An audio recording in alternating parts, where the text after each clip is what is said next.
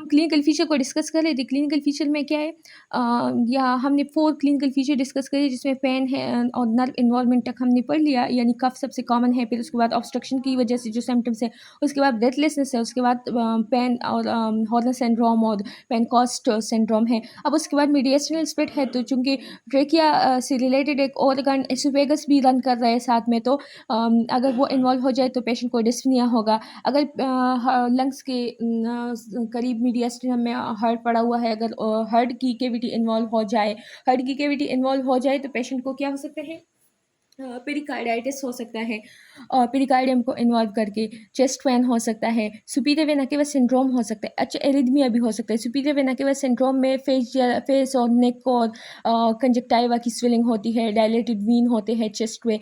Recurrent laryngeal nerve को अगर involve कर जाए, लिफ्ट रिकरेंट लेरिंजियल नर्व को, तो वोकल कॉर्ड पेरालिसिस हो सकती है, वोकल वॉइस अल्ट्रेशन की वजह से बॉइन कफ हो सकता है। और फिर ये है कि सुप्राक्लेविकुलर लिम्फ नोड को अगर इन्वॉल्व करें, तो उसको हम अल्ट्रासाउंड के ज़रिए आइडेंटिफाई करते हैं और एस्पायर करते हैं, ताकि हम साइटोलॉजी के लिए भेज दें, हिस्टोपैथोलॉजी के लिए। फिर ये है कि मेटास्टेसिस स्प्रेड, उसमें CNS कामन है। अच्छा, यहाँ पे टेबल में बहुत ज़्यादा अच्छा ये वाला पैराग्राफ तो बस क्लियर हो गया ना, इसोफेगस को, पेरिकार्डियम को, मतलब जो करीबी वाले ऑर्गन है, oesophagus, pericardium, superior vena cava और सप्ता क्लेविकुलर लिम्फ नोड।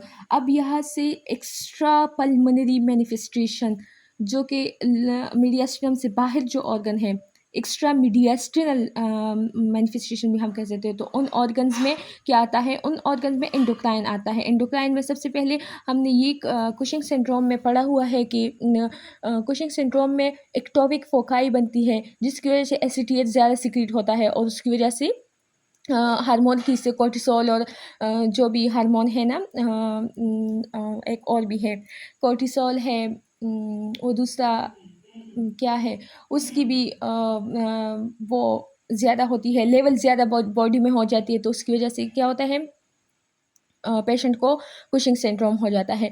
दूसरा ये है कि मतलब ये कुशिंग सिंड्रोम के लिए रिस्पॉन्सिबल है। दूसरा ये कि ये syndrome of inappropriate ADH secretion करता है, तो उसकी वजह से जब एडीएच इनअप्रोप्रिएटली सिक्रीट होगा तो हाइपोनेट्रीमिया पेशेंट को हो जाएगा।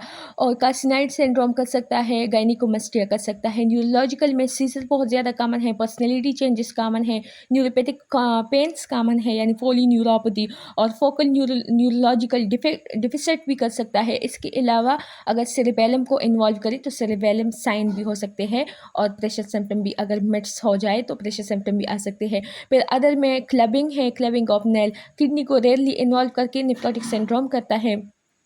और इसके अलावा लिवर को अगर इन्वॉल्व करे तो जॉन्डिस हो सकती है, बोन को इन्वॉल्व करे तो बोन पेन हो सकता है, स्किन को इन्वॉल्व करके नोड्यूल बना सकता है।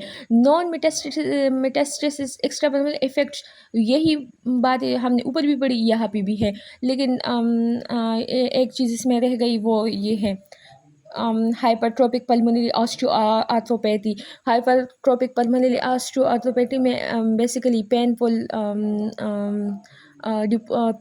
पेरियोसाइटिस होता है, टिबिया का, फेबुला का और रेडियस अल्ना का, और उसकी वजह से सब पीरियोसिटल वो भी होता है, न्यूबॉर्न फॉर्मेशन भी होती है।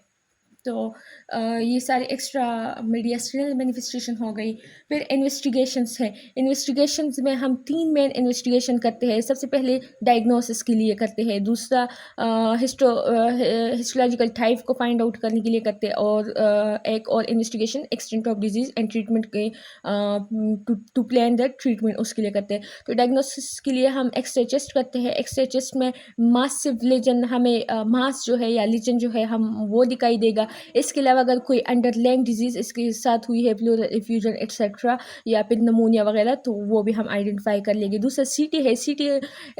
सीटी में हमें इनलार्ज हिलर लिम्फ नोड के बारे में बताता है। पेरिफेरिक लिम्फ नोड की इनलार्जमेंट भी शो होती है, और इसके अलावा स्प्लिट और एक्सटेंट के बारे में भी बताता है।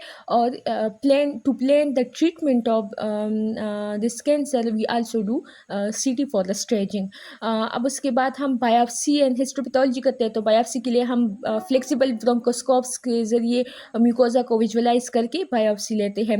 और फ्लेक्सिबल अगर उससे कुछ ऐसे एरियाज़ होते हैं जिसमें ब्रोंकोस्कोप से विजिबल जो ना हो तो उसमें ऐसे पेशेंट में हम परक्यूटेनियस नीडल एस्पिरेशन करते हैं, अल्ट्रासाउंड गाइडेड या फिर सीटी गाइडेड। फिर उसके बाद अगर प्लूरल इफ्यूजन हो जाए तो हम उसमें प्लूरल फ्लूइड की एस्पिरेशन करते हैं और बायोप्सी करते हैं। प्लूरल फ्लूइड में वैसे हमें जो मैलिग्नेंट सेल हैं वो मिल सकते हैं। उसके बाद ये है कि थोरिकोस्कोपी अगर थोरिकोस्कोपी भी कर सकते हैं, और जो मिट्स हुई है lymph node, liver, bone, skin और उन चीज़ों की बायोप्सी भी करते हैं। तो जो इन्वेस्टिगेशन है फॉर द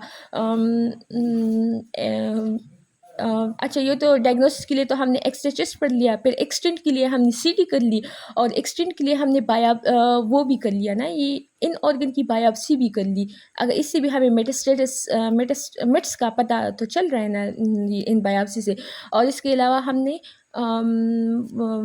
वो किया, टाइप को फाइंड करने के लिए हमने बायोप्सी ली, और बायोप्सी की फिर हम साइटोलॉजी करेंगे और सेल टाइप और उन चीज़ों को फाइंड आउट करेंगे। फिर स्टेजिंग है। स्टेजिंग क्यों इम्पोर्टेंट है ट्रीटमेंट के लिए, कि सारा ट्रीटमेंट हमारा स्टेजेस पे बेस है।